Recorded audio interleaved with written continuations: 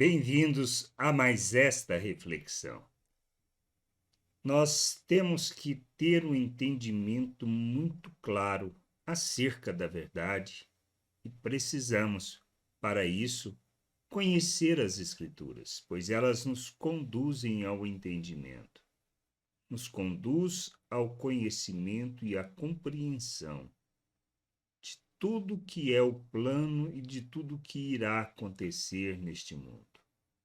Os falsos profetas, os falsos mestres, não é uma novidade. Sempre existiram no meio daqueles que são a família de Deus.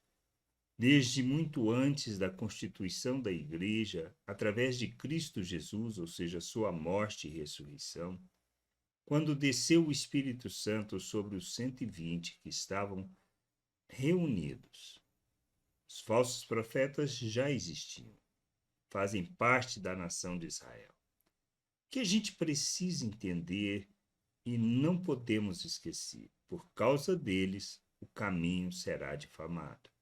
Foi o que Pedro afirma. Então, assim, a questão do estrago que provocam é grande. O que a gente precisa entender é como devemos agir. Pedro, falando sobre eles, lá na sua segunda carta, no capítulo 2, do versículo 1 ao 3, ele afirma: assim como surgiram falsos profetas no meio do povo, também haverá falsos mestres entre vocês. Eles introduzirão heresias destruidoras, chegando a renegar o soberano Senhor que os resgatou, trazendo sobre si mesmo repentina destruição.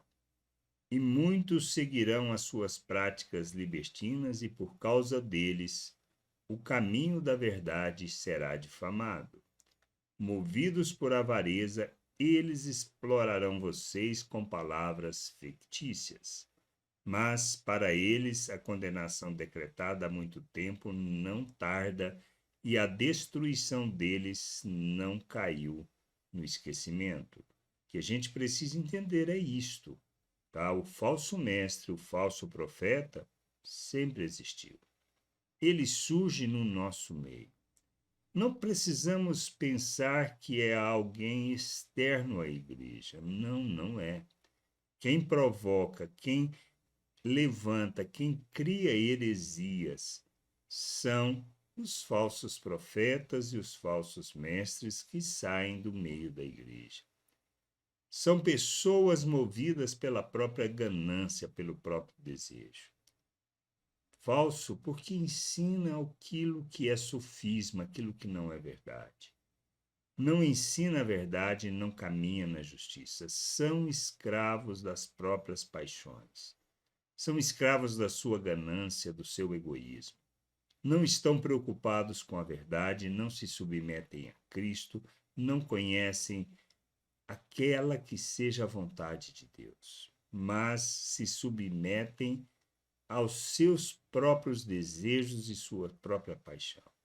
Pessoas que falam meias verdades.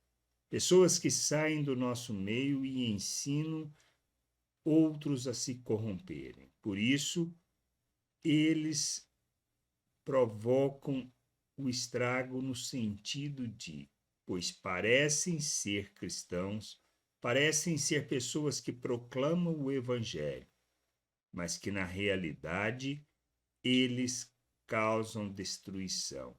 Eles difamam o caminho porque vivem por suas práticas libertinas e andam segundo os próprios interesses. Isto é ser falso profeta. Isto é ser falso mestre. Pessoas que têm influência, que destacam e que, em vez de falar e ensinar sobre a verdade, eles difamam o caminho, ensinando aquilo que não é a vontade do Senhor. Como conhecer? Como rejeitar? Não temos outra alternativa que não por meio das Escrituras, compreendendo as Escrituras, entendendo a vontade de Deus. Para entendermos a vontade de Deus, precisamos ler, precisamos ter entendimento. Ao termos entendimento, nós buscamos o conhecimento do Senhor, e ao buscarmos o conhecimento do Senhor, teremos o nosso entendimento iluminado cada vez mais, para que assim andemos na verdade e, como Cristo, possamos rejeitar estas práticas libertinas. Como filhos de Deus, não comungamos com tais pessoas, pois elas são movidas pelos próprios interesses e elas enganam as pessoas. Palavras fictícias são palavras falsas, são palavras que parecem a verdade, são sofismas que não traduzem, não revelam e não manifestam o reino de Deus neste mundo.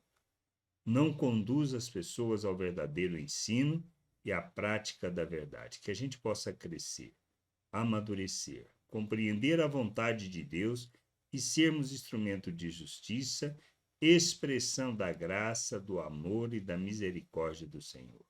Que a gente possa ter todo o entendimento da vontade, da graça de nosso Deus e buscar o conhecimento para podermos rejeitar tais ensinos e não sermos propagadores de seus interesses, pois suas atitudes e a maneira de viverem difamam o caminho. Que a gente possa crescer, amadurecer, conhecer o Senhor, sua vontade e expressarmos o reino de Deus em todas as coisas. Graça e paz sobre a tua vida. Amém.